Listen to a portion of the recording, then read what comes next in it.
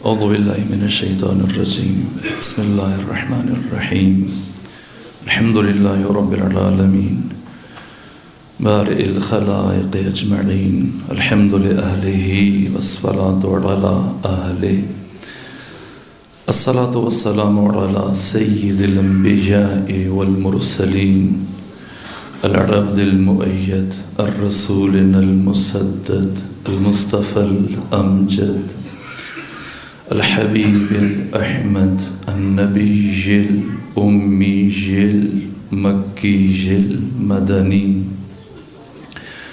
السراج المنیر الكوكب الدری صاحب الوقار والسکینہ المدفون بأرض مدینہ سیدنا ونبینا وشفیع ذنوبنا وطبیب قلوبنا وحبیب نفوسنا ومولانا ابی القاسم محمد المصطفى صلی اللہ علیہ وسلم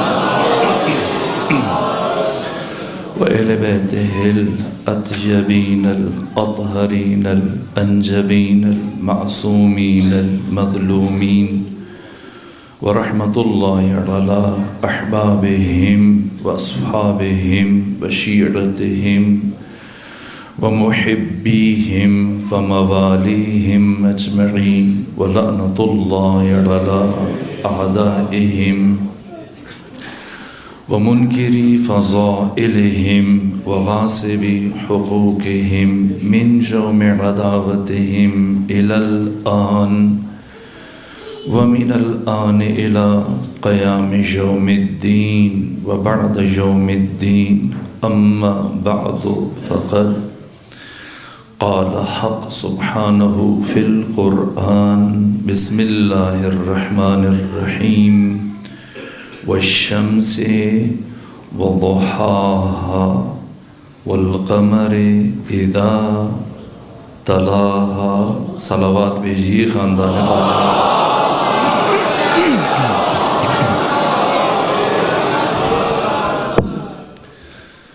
میں گزشتہ کل کی نسبت عذر خواہی کا طالب ہوں. العذر عند کرام الناس مقبول. کریم اور شریف لوگوں کے ہاں عذر اور معذرت کو قبول کیا جاتا ہے. میں نے آپ کو زیادہ دیر تک بٹھائے رکھا اور زحمت دی، جو خود ایک طرح سے نامناسب بات ہے. ہم فقہی اعتبار سے جب بہت سارے مسائل کو دیکھتے ہیں، مثلاً اگر کوئی شخص کسی دوسرے کو اپنے گھر میں مہمان بلائے، کھانے کی دعوت دے، اور مہمان جسے دعوت دی گئی ہے وہ اپنے ساتھ مثلاً اپنے بچوں کو بھی لے جائے، تحرالی کہ اسے اندازہ ہے کہ میزبان نے صرف اسے بلایا ہے، یا زیادہ سے زیادہ مثلاً اس کی زوجہ کو، اور یہ 5-6 بچے اگر ساتھ لے کے چلا جائے تو اس کی شرعی حیثیت کیا ہے؟ یہ حرام ہے، گناہ ہے. اس لیے کہ میزبان کو صرف 1 یا 2 افراد کا انتظار تھا، اور وہ یہی چاہتا کہ 1 سے 2 افراد میرے دسترخوان پہ بیٹھیں اور میں ان کے لیے کھانے کا اہتمام کروں. اگر اس سے زیادہ افراد کو لے کے جائے گا تو یہ حرام ہے اور یہ گنہگار ہے اور اس کا جواب دہ ہے. اگر اس ظاہری رزق میں اتنی زیادہ احتیاط برتنا لازم ہے تو وقت اور زندگی کہ جو انسان کے پاس قیمتی ترین گوہر ہے، جیسا میں نے کبھی عرض کیا تھا کہ قبر میں سب سے پہلے سوال نماز سے متعلق نہیں کیا جائے گا. عبادات کی جب بات آئے گی سب سے پہلے نماز سے متعلق سوال ہوگا، نہ اس سے پہلے معتقدات اور عقائد سے متعلق سوال ہوگا. اور ان پہلے سوالوں میں سے سر فہرست سوال انسان سے اس کی زندگی سے متعلق پوچھا جائے گا کہ تو نے اپنی زندگی کو کہاں گزارا. ان لمحات کو جن کے اوپر تمہاری آخرت کا دار و مدار تھا، یہ اوقات، یہ لمحات، یہ شب و روز، یہ ساعتیں، یہ گھنٹے، یہ منٹ، یہ لمحے کہاں گزارے؟ محشر جو اتنا طولانی ہوگا اس لیے کہ انسان سے اس کی حیات کے ایک ایک لمحے سے متعلق سوال ہوگا۔ کسی کے اوقات میں اگر آپ کے ذہن میں ہے، سامعین کے ذہن میں ہے کہ پڑھنے والا 1 گھنٹہ پڑھے گا اور گھر سے اسی ارادے سے آئیں، اور پڑھنے والا 1 کے بجائے 2 گھنٹے پڑھ دے، تو یہ بھی ایک طرح سے غصب کے زمرے میں شمار ہوتا ہے۔ اس لیے میں آپ سے عذر خواہی چاہتا ہوں واقعاً، اور چونکہ آج کی مجلس میں نے کل ہی پڑھ دی تھی، اس لیے آج میں تبرکاً کوشش کروں گا کہ مختصر، البتہ میری کوشش بے معنی ہو جاتی ہے، ایسا نہیں کہ ارادہ ہوتا ہے کہ بات طولانی ہو جائے، نہیں، بلکہ مجھے یہاں پہنچ کے ایسے لگنے لگ جاتا ہے جیسے مولا متقیان نے فرمایا، حضرت فرماتے ہیں کہ میں نے ارادوں کے ٹوٹنے سے اپنے رب کو پہچانا۔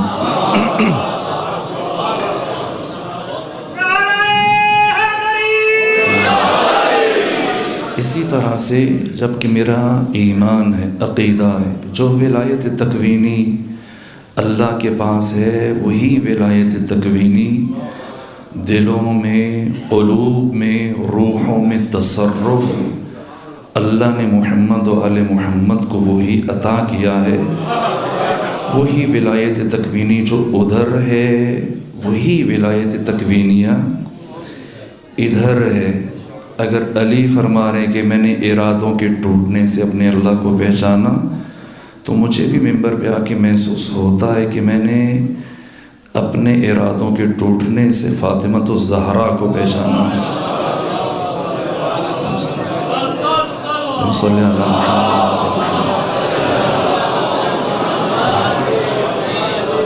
اب باور کیجئے، یقین کیجئے، میں اپنے ہمراہ ایک کتب کا ذخیرہ لے کے آیا ہوں، اور انسان دن میں کچھ مطالعہ کرتا ہے، کچھ فکر کرتا ہے، پھر سوچتا ہے کہ میں یہ پڑھوں گا، لیکن جب یہاں پہ آتا ہے وہ نہیں پڑھتا، بلکہ وہ پڑھتا ہے جو اسے پڑھوایا جاتا ہے، جو اسے بلوایا جاتا ہے۔ اسی لیے میرا دوش نہیں ہے اگر کل گفتگو معمول سے زیادہ ہو گئی، تو اس میں کسی اور کی مرضی تھی، اور اگر آپ بھی اسی ذات کی مرضی میں راضی ہیں تو خاندان فاطمہ پر صلوات بھیج دیجیے۔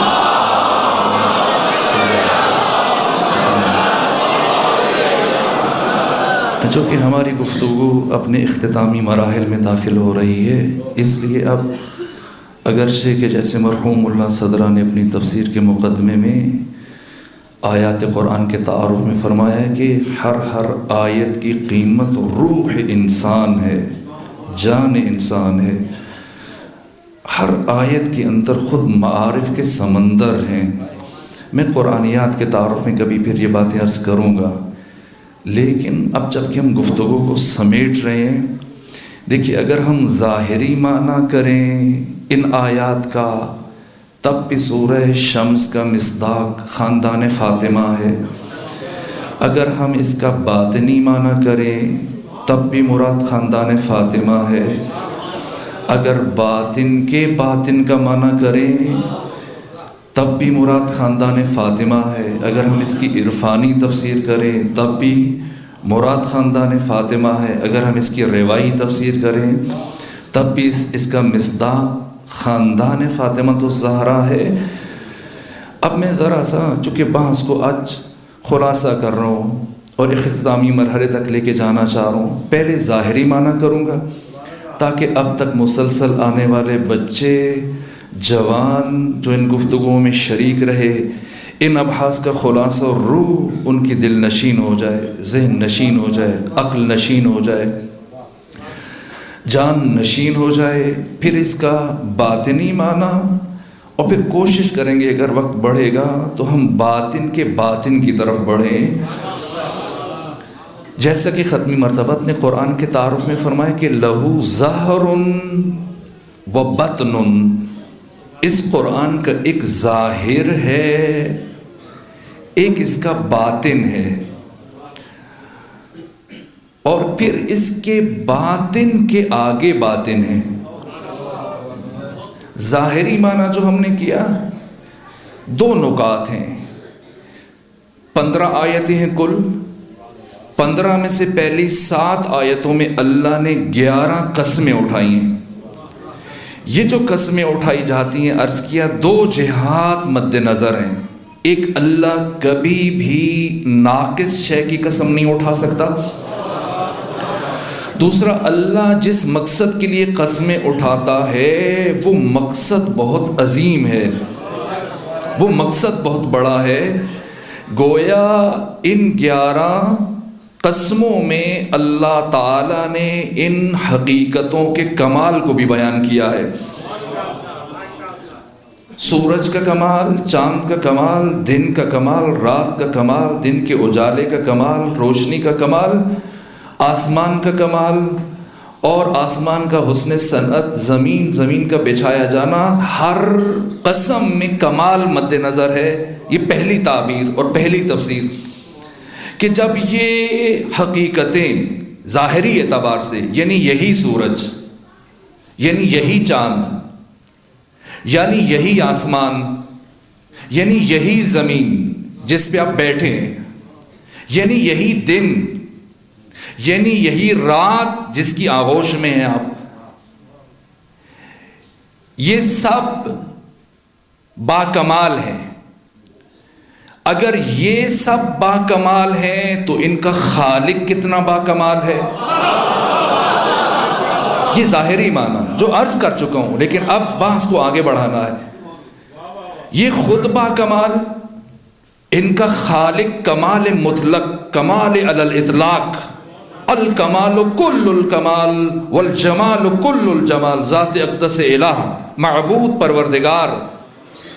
اور اب وہ کتنے باکمال ہیں جن کی محبت میں ان کمال والی حقیقتوں کو اللہ نے خلق فرمایا ہے. یہ ظاہری تعبیر. اور باطنی تفسیر میں نے کیا عرض کی؟ سورج سے مراد کیا ہے، چاند سے مراد کیا ہے، اب معنی دہرانے کی ضرورت نہیں ہے.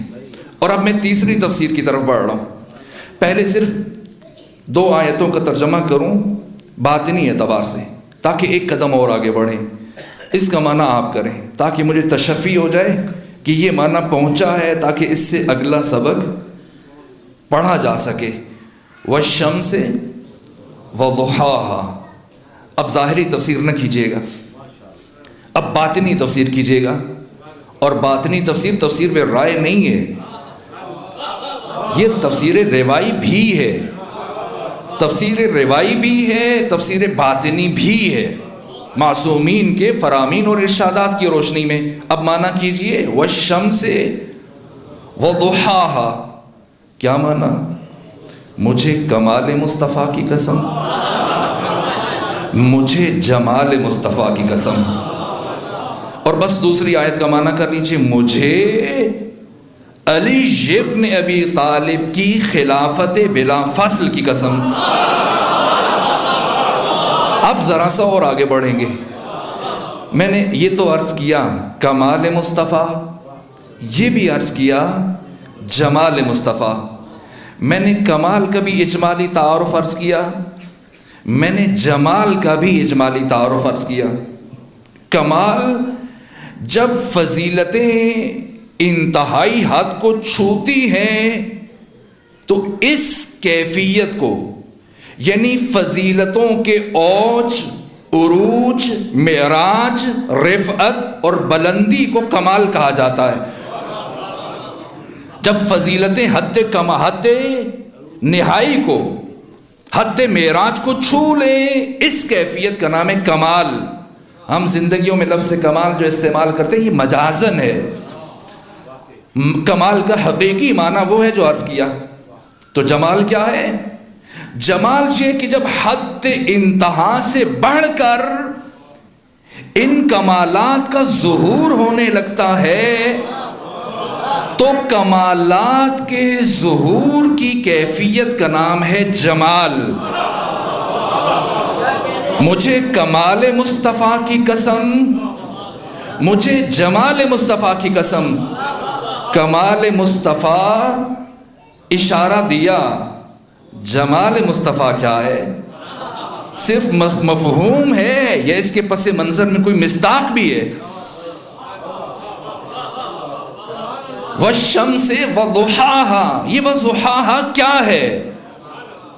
تو اصول کافی میں ابو جعفر یعقوب کلینی نے معصوم سلسلے سے یہ روایت بیان کی امام صادق سے،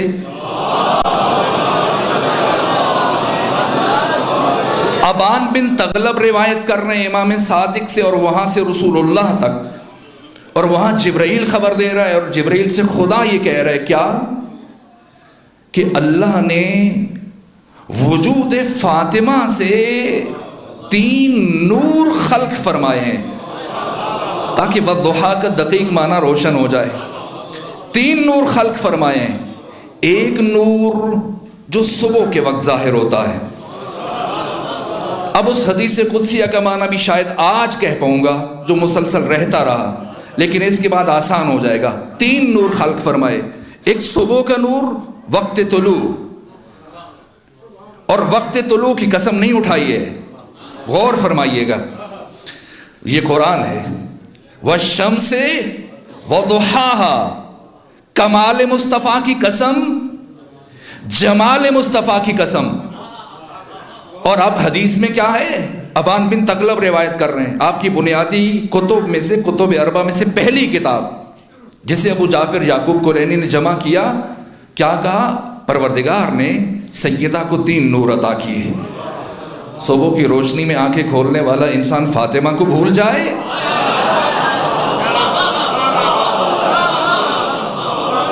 کتنی ناسپاسی ہے۔ کون ہے فاطمہ تو زہرا؟ کیوں بشر پہ لازم ہے ادب فاطمہ، عزت فاطمہ، حرمت فاطمہ۔ 3 نور خلق فرمائے، صبح کا نور یہ نور سفید ہے، ہنگام غروب یہ نور سرخی مائل ہے، اور وسط نہار میں یہ تیسرا نور ہے۔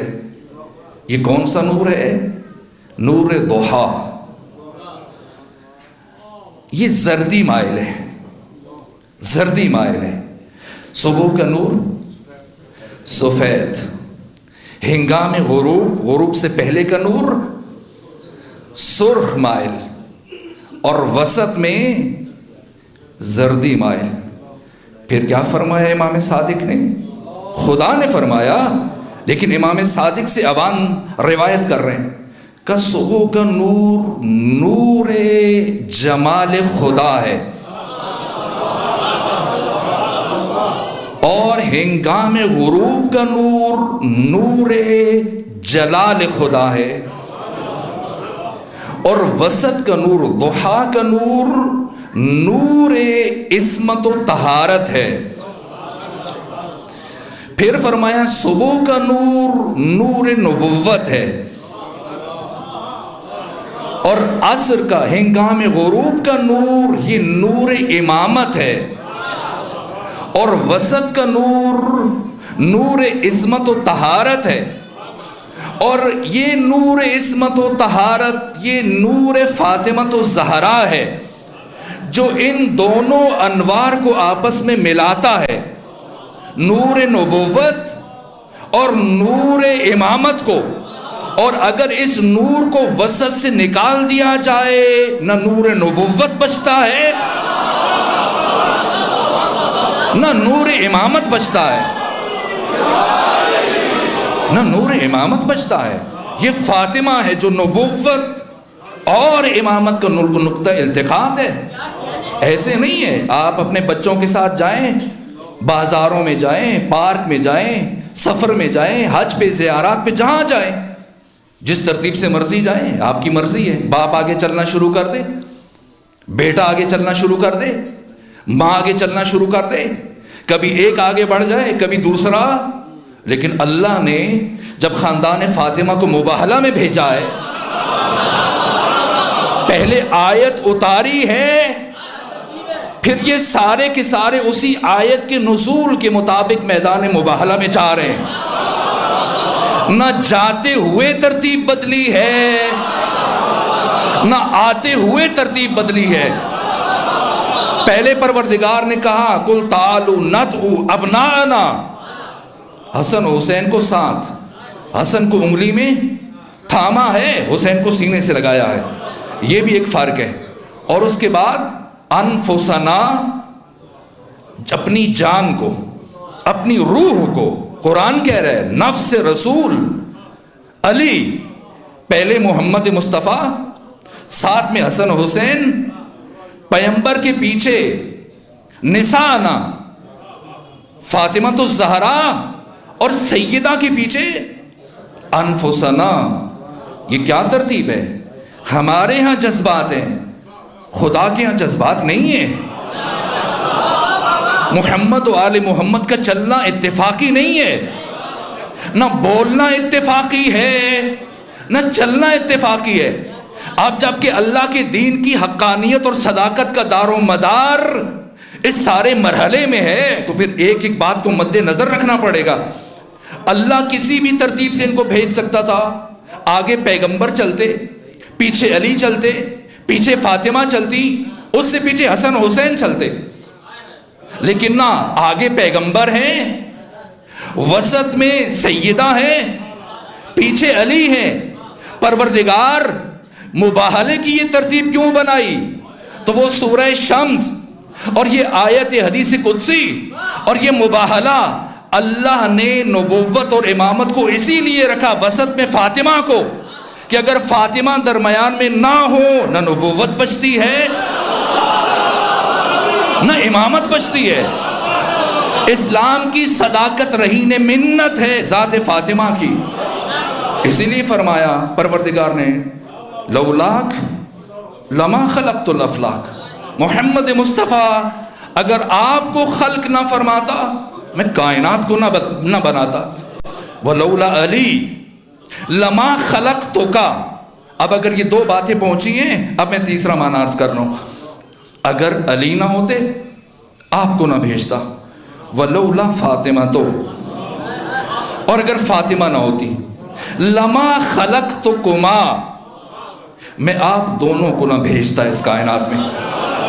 کیوں نہ بھیجتا؟ اب غور کرنا چاہیے کیا مطلب ہے اس حدیث کا. فاطمہ میرا جگر ہے، کیا مطلب ہے؟ پیغمبر یہ بھی کہہ سکتے تھے فاطمہ میرا دل ہے. عجیب ہے. ایسا نہیں کہ پیغمبر نے کوئی تمغات رکھے ہوئے کہ کبھی کوئی آیا تو اس کو دے دیا، یہ سیف الاسلام ہے.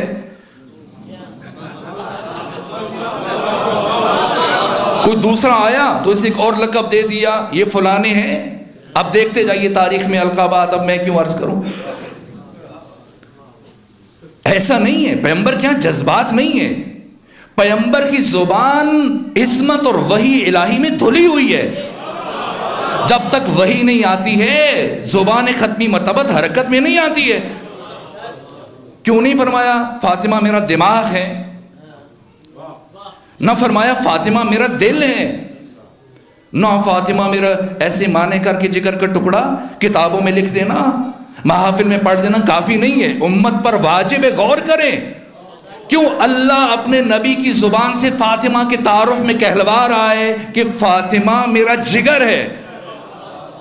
خدا تشبیہ دے رہا ہے، تمثیل دے رہا ہے، سمجھا رہا ہے، تاکہ کوئی اگر حدیث قدسی کے معنی میں شک کرے، نہ سمجھ میں آئے تو پھر اس طرح سے سمجھ لے. تین تعبیریں ہیں. پیغمبر جیسا خود قرآن فرما رہا ہے، جیسا علی نہج البلاغہ میں فرما رہے ہیں. پیغمبر خود کون ہے؟ عقل عالم. پیغمبر اس پیکر وجود کائنات میں مثل دماغ ہے.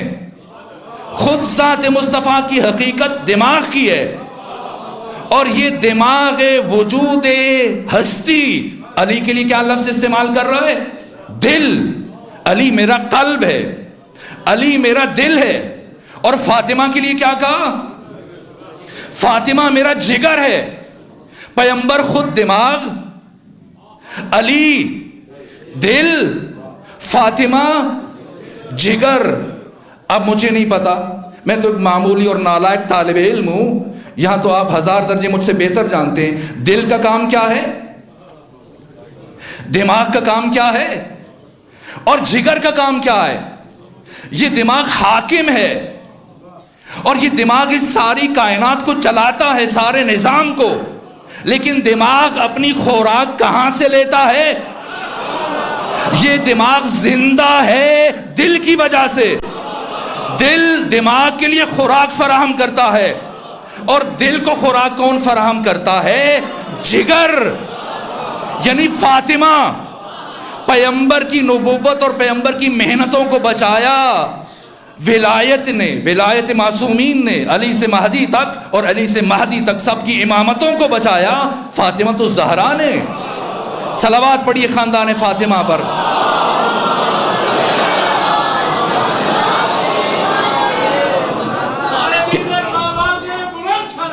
اللہم صلی علی محمد. اب سمجھتے ہیں کہ یہاں شاہ یوسف گردیز میں اس مقام پر دن بھر کی تمام مصروفیات کے باوجود آپ کا یہاں پہ آ جانا اتفاقی ہے؟ کس کی محنتوں کا اثر ہے؟ میں ایک کتاب اٹھا لایا ساتھ تاکہ صرف اس کتاب کا نام آپ کے سامنے پڑھ سکوں. مجھے بہت اچھا لگا. خود اس کتاب کا نام اندر جو کچھ ہے واقعی حق ادا کیا ہے لکھنے والے نے. کیا نام ہے اس کتاب کا؟ عجیب خوبصورت نام ہے, فاطمہ رفت تا علی بے مانت. عجیب ہے نا, عجیب ہے. اس عنوان کو سوچتے رہیے گا, اسی لیے یہ کتاب اٹھا لایا. کیسے دیکھیے گا, سوچیے گا. کیا مانا؟ فاطمہ خود چلی گئی تاکہ علی باقی رہ سکے. آپ کے سینوں میں علی ہے نا. ابھی تو میں نے مصائب نہیں پڑھا, آپ کی گریے کی آواز بلند ہوئی. یہ علی کس نے پہنچایا؟ خود تو فاطمہ سارے ظلم برداشت کر کے چلی گئی ہیں,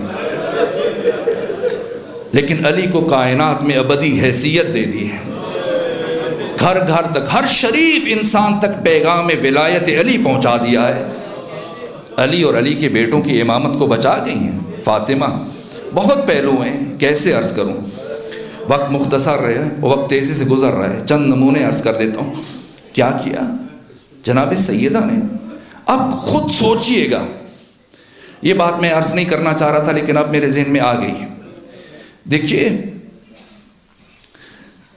11 ہجری میں علی ابن ابی طالب کی گلو اطہر میں رسی ڈلی ہے, اور 36 ہجری میں اسی علی کے گھر کے باہر اتنا بڑا اجتماع ہے.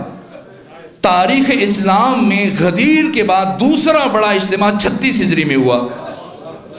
پہلا اجتماع 10 ہجری میں میدان خم غدیر میں کم از کم 1,20,000 افراد تھے. اور تاریخ اسلام کا دوسرا بڑا اجتماع کہاں ہوا ہے؟ مدینے میں. کب؟ 36 ہجری میں. پورا مدینہ کھچا کھچ بھرا ہوا تھا لوگوں سے, اتنا ہجوم تھا. مصر سے لوگ آئے ہوئے تھے, بصرہ سے, کوفہ سے, مکہ سے, مدینہ سے, سب جمع ہیں.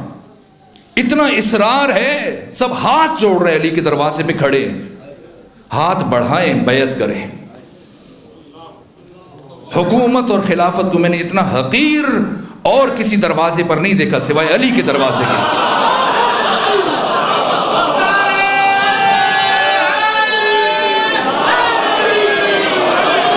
کوئی کمال نہیں ہے. علی کی خلافت ثابت کرنا ہمارے لیے کوئی کمال کی بات نہیں ہے, نہ ہمارا فریضہ ہے کہ ہم علی کی خلافت ثابت کریں. علی کو ان دنیاوی منصبوں کی کوئی ضرورت نہیں ہے. وہ علی جو خدا بننے سے انکار کر دے,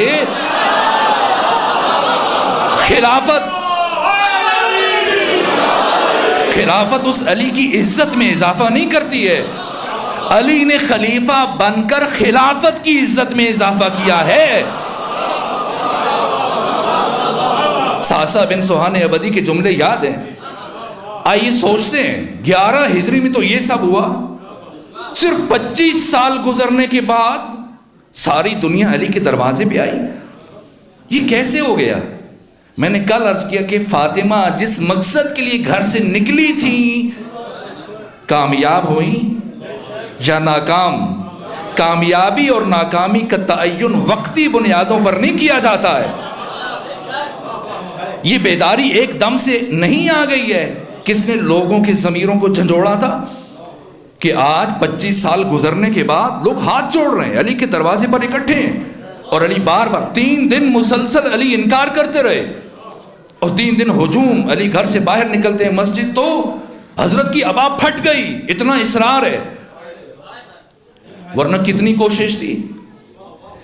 صرف زندگی میں لوگوں نے اپنی زندگی میں کوشش نہیں کی ہے، دنیا سے جاتے جاتے بھی ایسے انتظامات کر کے گئے کہ کبھی خلافت علی تک نہ پہنچے۔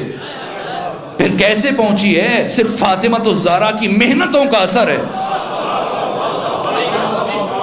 مجبور ہوں میں تاریخی تجزیہ کرنے پہ مجبور ہوں، اور مختصر، زیادہ زحمت نہیں دوں گا، کل بہت زحمت دی لیکن آج سمیٹنا چاہتا ہوں باتوں کو، بچ گئی تو کل عرض کروں گا۔ دیکھیں، پہلے مولا متقیان جب پیغمبر کو غسل دے رہے تھے، آپ کو ثقیفہ کی اطلاع ملی، بتایا گیا کہ یہ سب کچھ ہو رہا ہے، لیکن بدستور غسل دیتے رہے، اور ایک جملہ ارشاد فرمایا، کہا ہاں یہ کوئی خلافت کے تھنوں کو اس لیے تھامے ہوئے ہے اور یہ دودھ اس لیے دوسرے کو پیش کر رہا ہے تاکہ کل خود بھی اس سے استفادہ کر سکے، لیکن یہ شخص نہیں جانتا کہ ان قریب ان تھنوں سے دودھ کے بجائے خون نکلے گا۔ ہاں، لیکن کیا ہوا؟ کوئی اگر پہلے مرحلے میں آیا ہے تو کسی اور کا کردار ہے، کسی اور کی محنت ہے۔ میں نے کل اشارے دیے آپ کی خدمت میں، صاحب شمشیر نے آخر کیوں، بعض مورخین جو کبھی ہوتا ہے کہ پتیلی سالن سے، دیچ کی سالن سے زیادہ گرم ہو جاتی ہے، کہ نہیں حواس باختہ تھے، رسول اسلام کی موت کی وجہ سے حواس باختہ ہو گئے، سمجھ نہیں آ رہی۔ کچھ دیر پہلے تک تو سمجھ آ رہی ہے جب رسول قلم مانگ رہے، اس وقت پتا ہے کہ رسول مر سکتے ہیں، ابھی جب غسل و کفن دیا جا رہا ہے اب کیا نہیں، اگر کسی نے کہا مر میں اس کا سر کاٹ دوں گا، ان قریب رسول آئیں گے۔ اور اگر اتنے حواس باختہ ہے تو تھوڑی دیر کے بعد اتنی دقت اور باریکیوں سے انصار کے سامنے کیسے سوال و جواب چل رہے ہیں؟ نہ، کبھی کبھی انسان پہلے مرحلے میں دوسروں کو لاتا ہے، اپنے ملک کی سیاست دیکھ لیجئے، اور پھر تاکہ خود آ سکے، اور اپنے جانے کے بعد بھی کیسے کیسے انتظامات کر دیتا ہے انسان۔ کتنی پیچیدہ سیاست ہے، صرف آج کی سیاست اپنے پاکستان کی نہ دیکھیے، اس سے کئی درجہ پیچیدہ سیاستوں سے اسلام گزرا ہے۔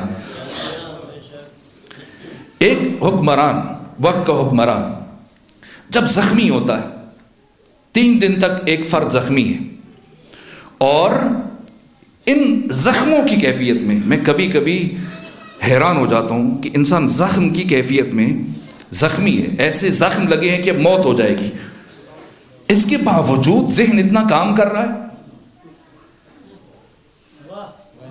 زخموں سے دور ہے، مرنا ہے، اور 3 دن کے بعد ایک شخص مر جاتا ہے، لیکن ذہن کتنا کام کر رہا ہے، عجیب ہے۔ اپنے بعد جب کسی نے کہا کہ معین کیجئے، فرد کو معین کر دیں، نہ، کیا کہا؟ شورا بنائیں گے۔ کتنے افراد ہیں شورا میں؟ 6 افراد ہیں۔ سب سے پہلے علی ابن ابی طالب، علی کو رکھا گیا، پھر جناب عثمان بن عفان، نمبر 3 عبد الرحمن بن عوف مکی، نمبر 4 سعد بن ابی وقاص، نمبر 5 طلحہ، نمبر 6 زبیر۔ کس لیے شورا بنائی گئی؟ خلیفہ کے انتخاب کے لیے؟ نہیں تو، خلیفہ کے انتخاب کے لیے شورا نہیں بنائی گئی، علی تک خلافت کو نہ پہنچانے کے لیے شورا بنائی گئی۔ اب خود دیکھ لیں، شبلی نعمانی نے الفاروق میں لکھ دیا ہے، باقی ساری کتابیں اٹھا کے دیکھ لیجیے، میں کوئی نئی باتیں نہیں کر رہا ہوں، اور ان باتوں سے پریشان بھی نہ ہوں۔ خود علماء اہل تسنن، جمہور سواد اعظم کے علماء خود کی گفتگو کرتے ہیں، میں نے خود ڈاکٹر اسرار کی زبانیں یہ باتیں سنی ہیں، مولانا اسحاق مدنی کی زبانیں، ایک جوان اہل حدیث عالم، یہ سب گفتگو ہے، آپ کو آشنا رہنا چاہیے، میں صرف ایک نتیجے کی طرف اشارہ کر رہا ہوں۔ شورا کو اگر بنایا، کیا شورا کو آزاد چھوڑا گیا؟ نہیں، کیا وصیت کی؟ کہا کہ اگر اس شورا کے 5 فرد ایک طرف ہو جائے اور 6 دوسری طرف ہو جائے، اور ان 5 کے فیصلے کو نہ مانے تو کیا کرو؟ قتل کر دو. اندازہ ہے نا ممکن ہے علی قبول نہ کرے، اس لیے قتل کر دیا جائے. اور محافظ دستہ 50 افراد کی تعداد معین ہے دروازے پہ، حجرے کے باہر. ام المومنین کے حجرے میں یہ سب ہوا، اور باہر کہ جو بھی قبول نہیں کرے قتل کیا جائے.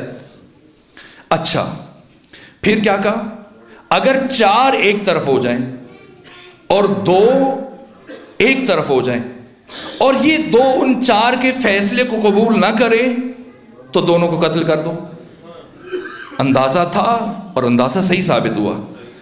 اندیشہ تھا کہ زبیر بن عوام چونکہ علی ابن ابی طالب کی پھوپھی کے بیٹے ہیں، اس لیے ممکن ہے کہ زبیر علی کے حق میں دستبردار ہو جائیں اور باقی 4 کے فیصلے کو قبول نہ کریں. اور ایسے ہی ہوا. آپ کی تاریخ کی تمام کتابیں اٹھا لیجئے، جناب زبیر نے مولا متقیان کے حق میں فیصلہ دے دیا کہ اپنا ووٹ میں علی کو دیتا ہوں. خود مولا متقیان نہج البلاغہ میں فرماتے ہیں کہ زبیر اپنے بیٹے عبداللہ کے بالغ ہونے سے پہلے ہم اہل بیت میں سے تھا، اور خود سیدہ کی وصیتوں میں سے ہے، بی بی کی وصیتوں میں سے. علی اگر آپ کو میرا وصی بننے میں اور میری وصیتوں کے اوپر عمل کرنے میں کسی حوالے سے مشکل پیش آ سکتی ہے تو میں زبیر کو اپنا وصی قرار دیتی ہوں. 3 حملے ہوئے سیدہ کے دروازے پر. جو دوسرا ہجوم تھا اس میں جب تہاجم ہوا، افراد آئے تو کون شخصیت باہر نکلی؟ زبیر بن عوام. تلوار لے کے نکلے اور بعد میں مغیرہ نے چھین لی، زخمی کیا. خود زبیر بہت زیادہ مجروح ہوئے اور یہ افراد پھر لڑ جھگڑ کے واپس چلے گئے. پھر تیسرا حملہ ہوا تھا. یہ زبیر جنگ جمل میں آئے، لیکن مولا نے یہ ساری باتیں یاد دلائی تھی زبیر کو. بیٹے کی وجہ سے بہک گئے تھے، لیکن مولا متقیہ نے یاد دلائیں تو زبیر نے میدان چھوڑ دیا تھا. پھر بیٹے نے خود قتل کروایا باپ کو. چونکہ یہی زبیر ایک دن مولا متقیان کے ساتھ ساتھ چل رہے تھے، اب کزن ہے نا، آپ کی زبان میں جوانوں کو عرض کروں، اور مولا کے کندھے پہ ہاتھ رکھا ہوا ہے زبیر نے، اور اتنا پیار کرتا ہے کہ تھوڑا سا سفر طے کرتا ہے، چند قدم علی کی گردن پہ بوسہ لیتے ہیں، بہت پیار سے باتیں کرتے ہوئے، محبت سے، جیسے 2 آپس میں بھائی ہوتے ہیں، کزن ہوتے ہیں. اس صمیمیت ہے نا. جیسی نگاہ پڑی پیغمبر کی، کہا زبیر آپ بہت پیار کرتے ہو علی سے. کہا کیوں نہ کروں، علی اس لائق ہیں، پھر میری پھوپھی کے بیٹا ہے، اس لیے. پیغمبر نے کیا فرمایا کہ زبیر خیال رکھنا کبھی اس علی کے مقابلے میں نہ آ جائے. جنگ جمل میں مولا متقیان نے پیغمبر کی یہی حدیث یاد دلائی، زبیر دستبردار ہو گیا، چلا گیا، مولا کے ہاتھ سے نہیں مرا جنگ جمل میں.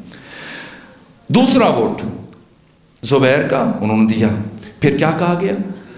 پھر کہا کہ اگر 3 ایک طرف ہو جائیں اور 3 دوسری طرف ہو جائیں تو فیصلہ میرا بیٹا کرے گا. فیصلہ میرا بیٹا کرے گا، اور میرے بیٹے پر واجب ہے کہ یہ اس طرف فیصلہ دے جس طرف عبد الرحمن بن عوف مکی ہوگا، اور باقی 3 اگر نہ مانے تو انہیں قتل کر دیا جائے. عبد الرحمن بن عوف مکی کون ہے؟ جناب عثمان بن عفان کے بہنوئی ہیں. یہ عبد الرحمن بن عوف مکی تاریخ میں دیکھیے، جہاں پر اور بہت سارے افراد سیدہ کا رشتہ لے کے گئے تھے، انہی میں سے ایک فرد خود عبد الرحمن بن عوف مکی ہے.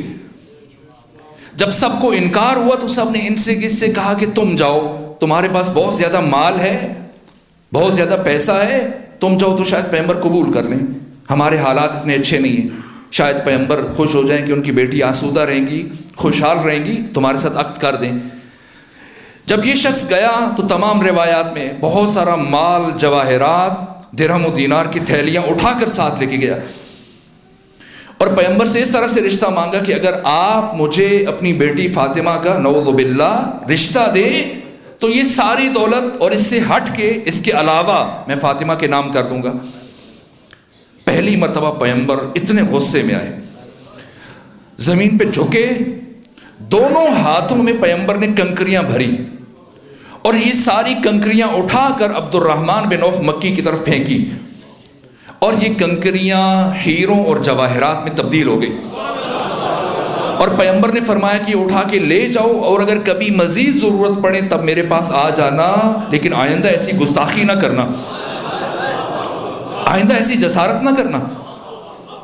تو عبد الرحمن بن عوف مکی کے دل میں جو کینہ ہے، ممکن ہے کہ وہ علی کے حق میں فیصلہ دیں؟ ممکن نہیں ہے۔ یعنی کوشش یہ ہے کہ کسی بھی طرح سے، اور ایسے ہوا، خلافت نہیں پہنچی، لیکن 25 سال گزرنے کے بعد جیسی لوگوں کو ان کے حال پر چھوڑا گیا، اور اچانک سے ایسے ہی ایک خلیفہ کا قتل ہوتا ہے اور لوگوں کو ان کے حال پہ چھوڑا گیا، کیا ہے؟ دنیا دوڑتی ولی کے دروازے کی طرف بڑھ رہی ہے۔ یہ کس کی محنت ہے؟ کیا کیا کیا ہے فاطمہ نے، کس طرح سے حق کا اظہار کیا ہے۔ میرے عزیزو دیکھیے، آج وقت پھر آخری مرحلے میں داخل ہو رہا ہے، لیکن ایک سے دو باتیں اور عرض کروں گا۔ سیدہ بی بی کا دربار میں جانا اور بی بی کا خطاب، گفتگو، البتہ میرے عزیزو یہ خطاب آج سے 1400 سال پہلے کے ان حاضرین کے لیے نہیں تھا۔ جناب سیدہ نے طول تاریخ میں آنے والے تمام افراد کو قیامت تک کے لیے اپنا مخاطب قرار دیا، اور تشیع کا نصاب جاوید ہے خطبہ سیدہ۔ میں نے بالقصد، میرا ارادہ تھا کہ میں 5 دن کم از کم بی بی کے خطبے کی تفسیر بیان کروں، لیکن اب شاید میں اس طرف نہ بڑھوں کیونکہ حق ادا نہیں ہوگا، لیکن کچھ جملے ممکن ہے وہ پہلو جس سے گفتگو کی ہے ہر طرح سے، یعنی 2.5 سے 3 گھنٹے گفتگو کا دورانیہ ہے تقریباً، جس میں ہر زاویے سے سب سے پہلی بات جو کی سیدہ نے جا کر کیا کہا کہ یہ فدق میرے تصرف میں ہے یا تمہارے تصرف میں؟ کس کی ملکیت میں ہے؟ دیکھیے یہ کتاب میرے پاس ہے نا، میرے پاس ہے، اور رضا بھائی کہیں، عاصم بھائی کہیں کہ یہ کتاب ہماری ہے، آپ سب کے سامنے کہہ دیں کہ یہ میری کتاب ہے، تو پھر میں کیا کہوں گا؟ ان سے کہوں گا کہ گواہ لے کے آئیں۔ ابھی تو میرے قبضے میں ہے، جس کے قبضے میں ہوتی ہے، جس کی مالکیت میں ہوتی ہے، وہ گواہ لے کے نہیں آتا ہے۔ جو دعویٰ کرتا ہے گواہ لانا اس کے ذمے ہے، گواہ لانا فاطمہ کی ذمہ نہیں ہے۔ فاطمہ کا تو 4 سال سے تصرف ہے فدق پہ، اب جو دعویٰ کر رہا ہے گواہ لانا اس کے ذمہ ہے کہ اگر تم حق پہ ہو گواہ لے کے آؤ۔ اس کے باوجود گواہ طلب کیے گئے، گواہ طلب کیے گئے۔ بی بی نے سب سے پہلے ہبہ کا دعویٰ دائر کیا، گواہ مانگے۔ جب گواہ پیش کیے گئے، علی کو، حسن کو، حسین کو، ام ایمن کو، علی کی گواہی کو رد کیا گیا، حسن کی گواہی کو، حسین کی گواہی کو، کہ یہ تو آپ کے شوہر ہیں، یہ آپ کے بیٹے ہیں، یہ تو خود اس عطیہ سے فائدہ اٹھائیں گے۔ ام ایمن کی گواہی قبول کی جا سکتی ہے، لیکن چونکہ وہ خاتون ہے اس لیے ایک اور خاتون ہو یا کوئی دوسرا مرد ہو، تاکہ نصاب شہادت مکمل ہو، پھر فدق آپ کو دیا جا سکتا ہے۔ اس مرحلے میں سیدہ ام ایمن کو ہٹا سکتی ہیں، سلمان فارسی کو آگے لے جا سکتی ہیں، نصاب شہادت مکمل ہو جائے گا، بات ختم ہو جائے گی۔ لیکن عجیب ہے، بی بی نے گواہ نہیں بدلے، دعویٰ واپس لیا، ہبہ کا دعویٰ واپس لیا، ارث کا دعویٰ دائر کر دیا۔ کیوں گواہ کیوں نہیں بدلے؟ گواہ کیوں نہیں بدلے؟ یہی تو باتیں 25 سال کے بعد کیوں انسان علی کے دروازے پر جمع ہے؟ آخر کبھی تو سوچیں گے کہ فاطمہ نے گواہ کیوں نہیں بدلے۔ دیکھیں سچے گواہ کی، یہ عام مسلمانوں کی بات کر رہا ہوں، فقہی مسئلہ اہل تسنن اہل تشیع کا عرض کر رہا ہوں کہ اگر عدالت میں کسی سچے گواہ کو لایا جائے اور اس گواہ کی گواہی کو رد کر دیا جائے، ٹھکرا دیا جائے، تو اب گواہی کو ٹھکرانے والا فقہی اعتبار سے اس کی عدالت ختم ہو جاتی ہے۔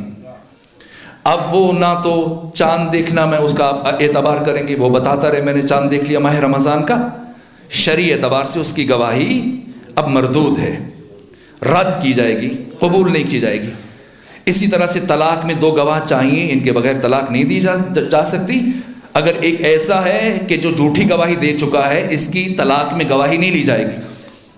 یہ کبھی بھی آپ کو نماز نہیں پڑھا سکتا، خود نماز پڑھ سکتا ہے لیکن ہمیشہ کے لیے نماز پڑھانے کی اہلیت کھو دے گا۔ کون؟ جس کی گواہی جھوٹی ہے، جو سچے گواہ کو رد کرے۔ عام مسلمان، عام مومن کی، جو سچا مومن ہے، اس کی سچی گواہی کو رد کرے، اس کی عدالت ختم ہو جائے گی اور وہ فاسق کہلائے گا۔ اور اگر کوئی ان کی گواہی کو رد کرے جن کی طہارت کی گواہی اللہ قرآن میں دے رہا ہے، جن سے متعلق پروردگار فرما رہے کہ انما یرید اللہ لیذھب عنکم الرجس، جن کی طہارت کی گواہی، جن کی صداقت کی گواہی خود قرآن دے رہا ہے، تو اب ان کی گواہی سے انکار قرآن کے انکار کے مترادف ہے، اور قرآن کا اور اللہ کی گواہی کا انکار کرنے والا، اس کی عدالت نہیں جائے گی، اس کا اسلام جائے گا۔ یعنی بی بی نے کسی کے کفر پر گواہ واپس نہ لے کر، دعویٰ واپس لے کر، مد مقابل کے کفر پر مہر تصدیق ثبت کر دی ہے۔ یہ معمولی بات نہیں ہے۔ اس کے بعد جب عرش کی بات آئی، سیدہ نے پہ در پہ، میں نے عرض کیا تھا پہلے خطبے میں سیدہ نے 63 آیات پڑھی ہیں، دوسرے خطبے میں خواتین سے جو خطاب کیا اس میں 7 آیتیں پڑھی ہیں۔ جیسی ایک انکار کرتا تھا، حواس باختہ، موت کے پسینے طاری ہو گئے حاکم وقت کے چہرے پر۔ جب فاطمہ بول رہی تھی، ایک آیت پڑھی، وہ لاجواب ہوا، دوسری آیت پڑھی، تیسری آیت پڑھی، چوتھی آیت پڑھی۔ جب کوئی چارہ نہ بچا، فوراً سے ایک ایسی حدیث سنائی جس کا راوی تنہا خود ہے یا پھر مدعی کی بیٹی ہے۔ کیا؟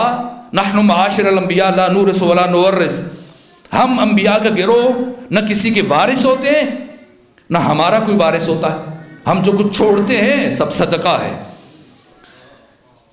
بی بی نے پھر آیات پڑھی، کہا نا میں حدیث پڑھ رہا ہوں، یہ خود آپ کے بابا کی زبان سے سنی ہے۔ بی بی نے فرمایا کہ اچھا تم حدیث کو مانتے ہو؟ اگر ساری آیات کو چھوڑ کر حدیث پڑھ رہے ہو تو کیا حدیث رسول کو مانتے ہو؟ کہاں مانتا ہوں۔ کہ اگر حدیث کو مانتے ہو تو پھر کل تم لوگوں نے کیوں کہا تھا کہ قرآن ہمارے لیے کافی ہے؟ یہ فلسفہ ضرورت ہے۔ کل جب ضرورت پیش آئی کہا قرآن کافی ہے، اور اب جب میں قرآن کی آیتیں پڑھ رہی ہوں تمہارے پاس جواب نہیں، آپ جھوٹی حدیثیں لے کے آ رہے ہو۔ میرے عزیزو، مشکل مراحل ہیں۔ سیدہ نے جس طرح سے گفتگو کی ہے، جس طرح سے بات کی ہے، جس طرح سے استدلال کیا، اب وقت ختم ہو چکا۔ اور میں آپ کی بات پہ صرف ایک اور بات عرض کر دیتا ہوں، وہ بات ایسی ہے کہ میں جتنی دفعہ کہوں میرا جی نہیں بھرتا۔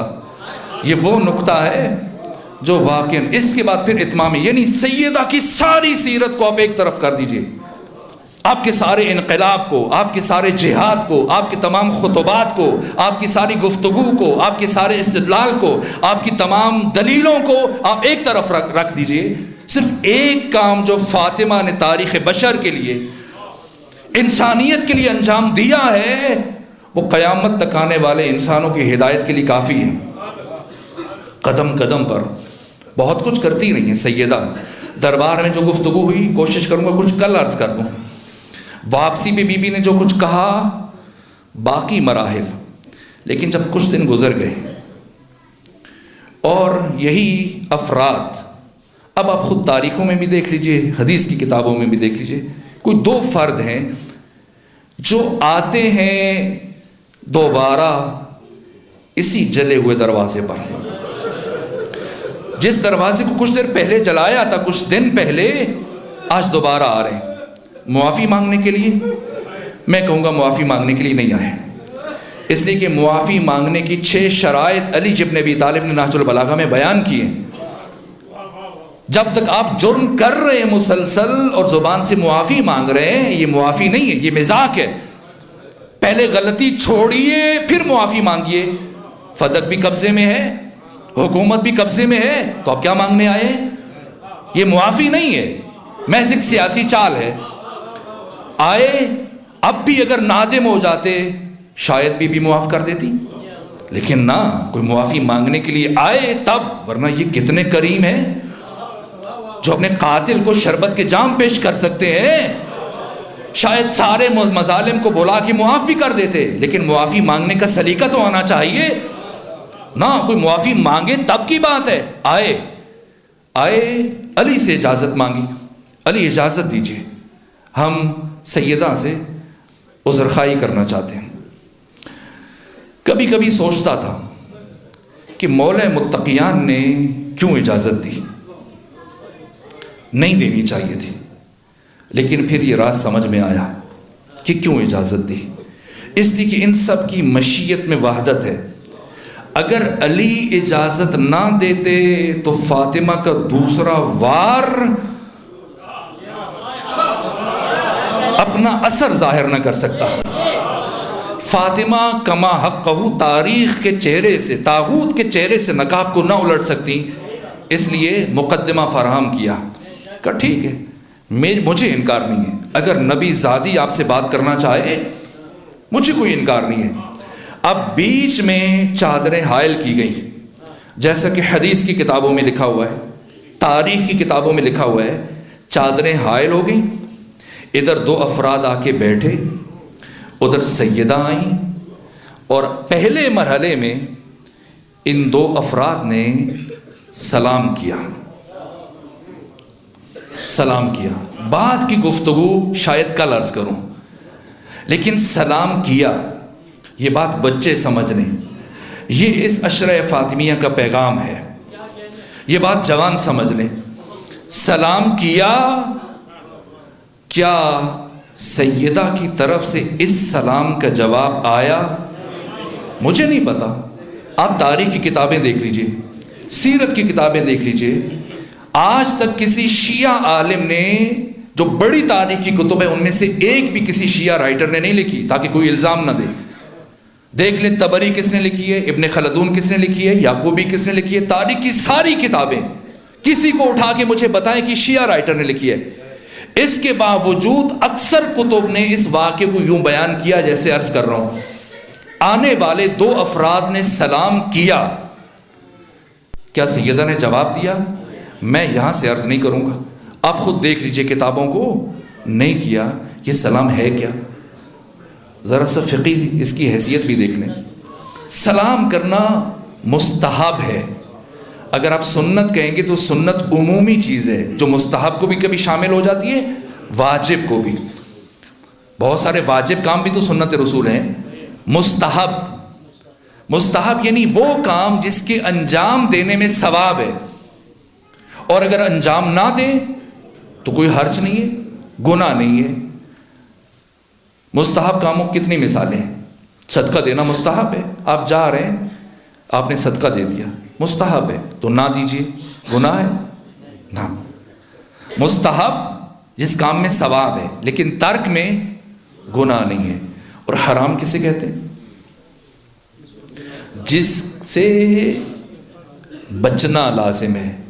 اور اب آ جائیے واجب میں، واجب جس کا انجام دینا ضروری ہے، اگر چھوڑا تو یہ گناہ ہے۔ گناہ دو کاموں کا نام ہے، ایک حرام کے ارتکاب کا، ایک واجب کے ترک کا۔ حرام کام انجام دینا یہ بھی گناہ ہے۔ اگر کوئی پوچھے کہ گناہ کسے کہتے ہیں تو گناہ کے دو مصداق ہیں خارج میں، حرام کے ارتکاب یا واجب کا ترک۔ اب بتائیے معصوم کسے کہتے ہیں؟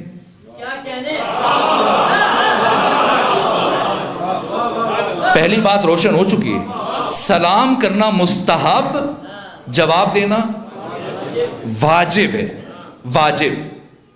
اگر آپ نماز پڑھ رہے ہیں اور آپ کا دوست جاننے والا آ کر آپ کو سلام کرے حالت نماز میں، اب کیا حکم ہے؟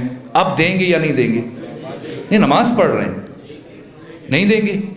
دیں گے۔ نماز میں بھی سلام کا جواب دینا واجب ہے، ہاں انہی لفظوں کے ساتھ جن لفظوں میں سلام کیا جائے، سلام علیکم، سلام علیکم، لمبا نہ جائیے، ورحمۃ اللہ وبرکاتہ، لیکن حالت نماز میں بھی سلام کا جواب دینا واجب ہے. اور اب ذرا عصمت کی تعریف بتا دیجئے کہ معصوم کیسے کہتے ہیں. جب آپ اپنے بچے کو یاد کرواتے ہیں کہ معصوم 14 ہیں اور بچہ پوچھتا ہے کہ بابا بتائیے معصوم کیسے کہتے ہیں، تو آپ کیا جواب دیتے ہیں؟ معصوم اسے کہتے ہیں جو کوئی گناہ نہ کرے. تو گناہ کیا ہے؟ حرام کا ارتکاب، واجب کا ترک. واجب کا ترک کرنا گناہ ہے. اگر ایک معصوم زندگی میں ایک دفعہ ایک واجب چھوڑ دے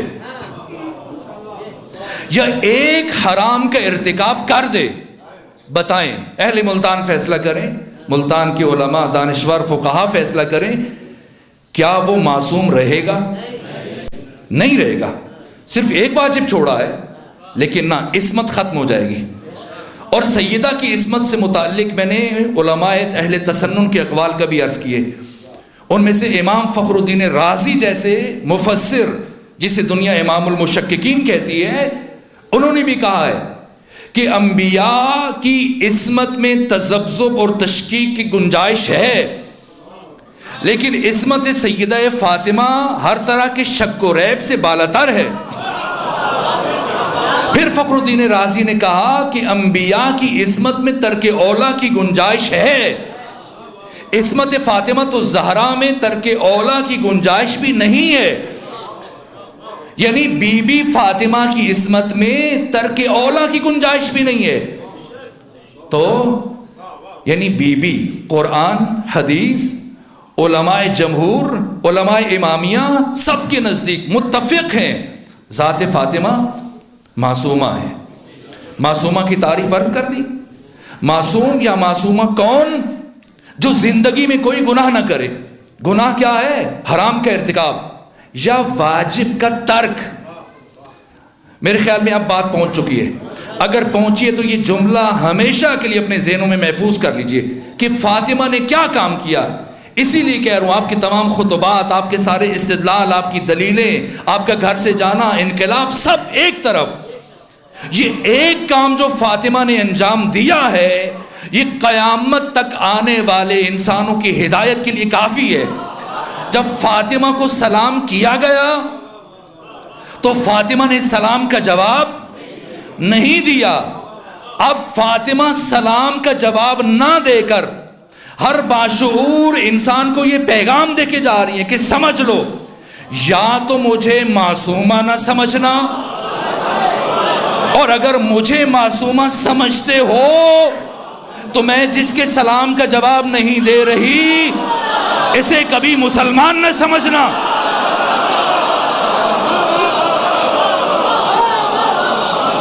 اس لیے کہ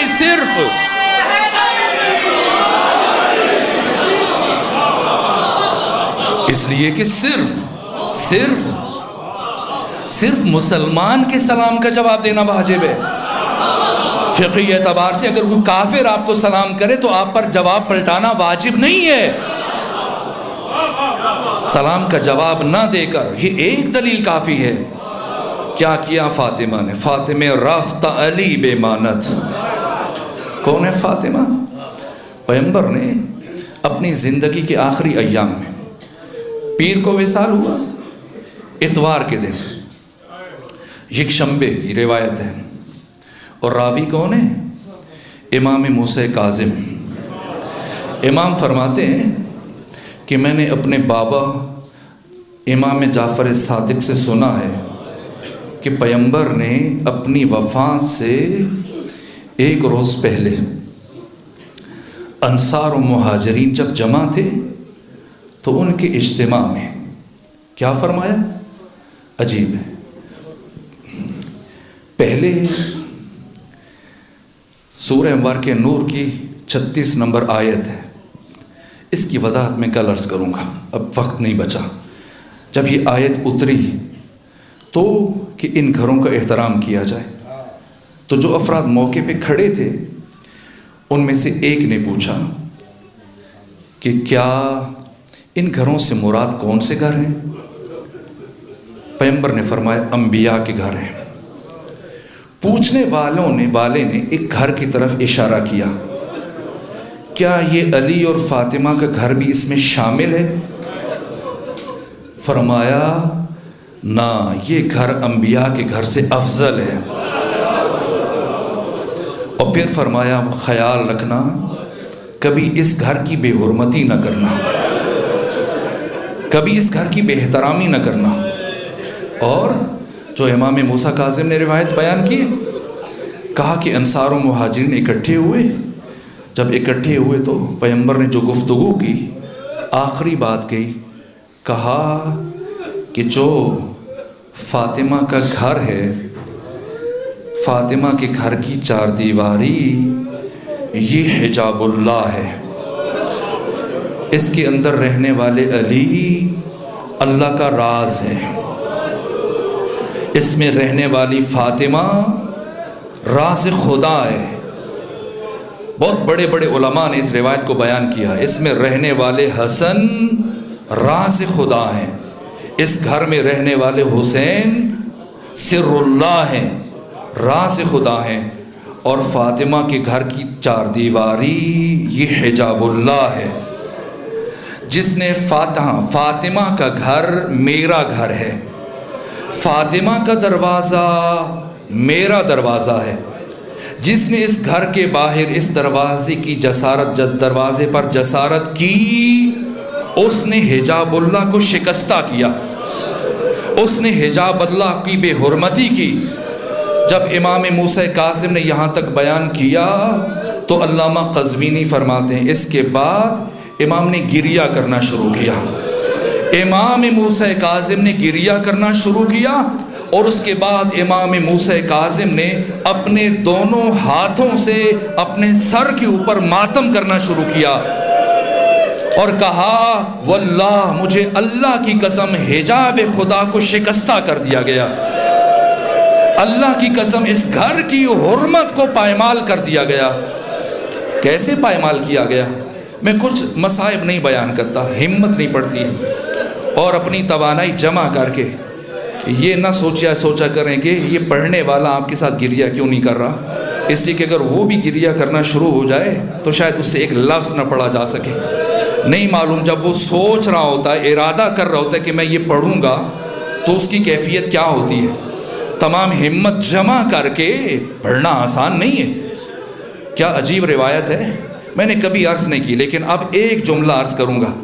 سلیم بن قیس ہلالی روایت کرتے ہیں کہ جب میں واپس مدینے میں آیا مجھے یہ اطلاع ملی کہ فاطمہ زہرا کے گھر کو دروازے کو جلایا گیا، تو میں سیدھا چلتے ہوئے سلمان فارسی کے پاس پہنچا اور جا کر استفسار کیا، اے سلمان کیا واقعاً در فاطمہ کو جلایا گیا؟ کیا واقعاً فاطمہ کے دروازے پر آگ لے کے جائی گئی؟ سلیمان کہتے ہیں جیسے ہی میں نے سلمان فارسی سے یہ بات کی گریہ کرنا شروع کیا، یہاں تک کہ سلمان فارسی کی چیخ نکل گئی۔ میں نے پوچھا کیوں، کیا ہوا؟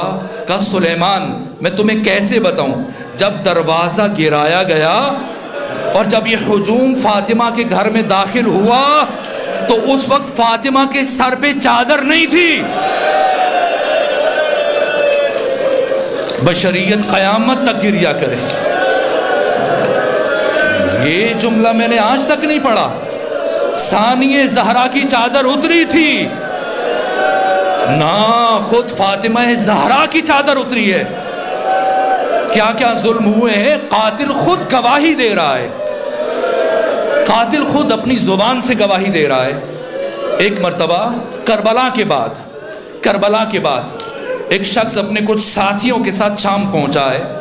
جب شام گیا تو یزید کی مذمت کی، کہا تو نے حسین کے ساتھ اچھا نہیں کیا، تو نے خاندان رسول کے ساتھ اچھا نہیں کیا، اچھا ٹھیک ہے تو نے حسین کو قتل کر دیا، حسین کے بیٹوں کو قتل کر دیا، حسین کے بھائیوں کو قتل کر دیا، حسین کے ساتھیوں کو قتل کیا، حسین کے عزیزوں کو قتل کیا، لیکن تمہیں پیغمبر کی نواسیوں کے سروں سے چادروں کو نہیں چھیننا چاہیے تھا۔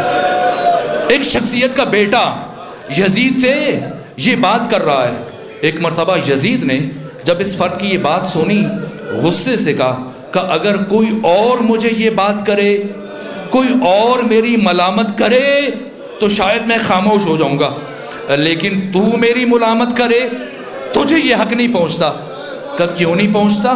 کہ یہیں بیٹھو۔ یزید اٹھا، لکڑی کے ایک صندوق میں سے ایک خط لے کے آیا، خط لے کے آیا کہ اسے پڑھو۔ کہ یہ کیا ہے؟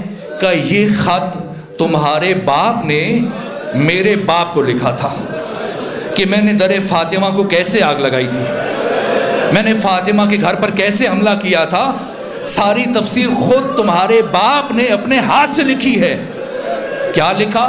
خود لکھنے والے نے لکھا، کہا کہ میں نے پہلی مرتبہ قنفذ اور قنفذ کے ساتھ کچھ افراد کو در علی پر بھیجا، علی کے گھر کی طرف بھیجا، تو جب دستک دی قنفذ نے تو دروازے پر علی کے گھر کی کنیز فضا آئی، فضا آئی۔ ہم نے کہا علی کو بھیجو، لیکن فضا نے، علی کی کنیز نے کیا جواب دیا کہ علی جمع قرآن میں مصروف ہیں، علی نہیں آئیں گے۔ کہا میں نے دھمکانا شروع کیا، یہاں تک کہ فاطمہ دروازے پہ آ گئی۔ میں نے کہا آپ کیوں آئی ہیں، علی کیوں نہیں آ رہے؟ تو کہا کہ جب تو ہمارے گھر کی حرمت پائمال کرے گا تو اب مجھ پہ لازم ہے کہ میں دفاع کروں۔ کہا کہ علی کو بھیجیں۔ عجیب باتیں، عجیب گفتگو ہے کہ یہاں تک کہ جب میں نے فاطمہ کی گفتگو سنی تو میں پلٹ کر واپس آ گیا۔ یہ دوسرا مرحلہ۔ اور پھر کیا ہوا؟ کہ پھر کچھ دیر کے بعد میں خود گیا، لکھنے والا کہتا ہے میں خود چند افراد کے ساتھ گیا، اور اب دروازے پر فاطمہ زہرا آئیں۔ جب فاطمہ زہرا آئیں، میں نے کہا میں مراحل کچھ کل عرض کر چکا ہوں، ہمت نہیں ہے کہ مزید عرض کروں، کوشش کروں کہ 1 سے 2 جملے مزید عرض کروں۔ کہا جب میں نے دستک دی یہاں تک کہ فاطمہ دروازے پہ آئیں، اور جب مجھے یقین ہوا کہ یہ دروازہ آج نہیں کھلے گا، میں نے اس دروازے کو آگ لگائی، یہاں تک کہ جب دروازہ جلنے لگا میں نے دھکا دے کر اس دروازے کو گرا دیا، اور جب میں نے دروازے کو گرایا تو فاطمہ کی آواز بلند ہوئی کہ فضا میرا محسن قتل ہو چکا ہے، فضا میرے محسن کو قتل کر دیا گیا۔ کہ اس کے بعد میں چاہ رہا تھا، قاتل کے جملے ہیں، کہ اس کے بعد میں چاہ رہا تھا کہ میں آگے بڑھوں اور علی تک پہنچنے میں کامیاب ہو جاؤں، لیکن کیا ہوا کہ فاطمہ دوبارہ سے اسی کیفیت میں اٹھ کر میرے اور علی کے درمیان حائل ہو گئیں۔ فاطمہ میرے اور علی کے درمیان آ گئیں۔ میں نے کہا نبی زادی درمیان سے ہٹ جا۔ فاطمہ نے کہا قیامت تک نہیں ہٹوں گی، قیامت تک نہیں ہٹوں گی۔ کہا جب میں نے بار بار فاطمہ سے کہا کہ ہٹ جاؤ اور فاطمہ نہیں ہٹی، تو میں نے اپنے ہاتھ کو فضا میں بلند کیا، بلند کیا۔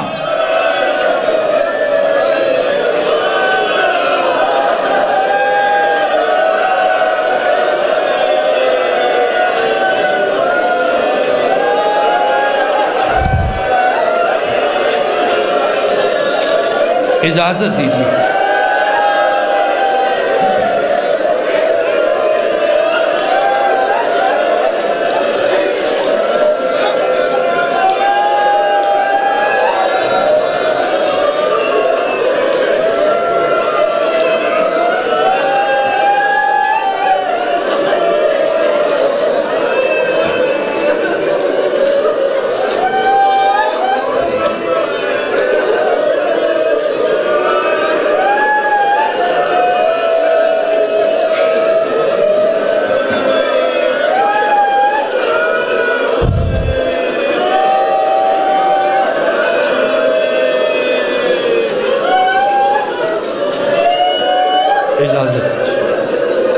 اجازت دیجیے تاکہ بات مکمل کر سکوں۔ کہ میں علی کی طرف بڑھنا چاہ رہا تھا، فاطمہ درمیان میں حائل ہوئی، میں نے فاطمہ کو سمجھایا فاطمہ میرے اور علی کے درمیان سے ہٹ جاؤ، لیکن فاطمہ نے کہا قیامت تک نہیں ہٹوں گی۔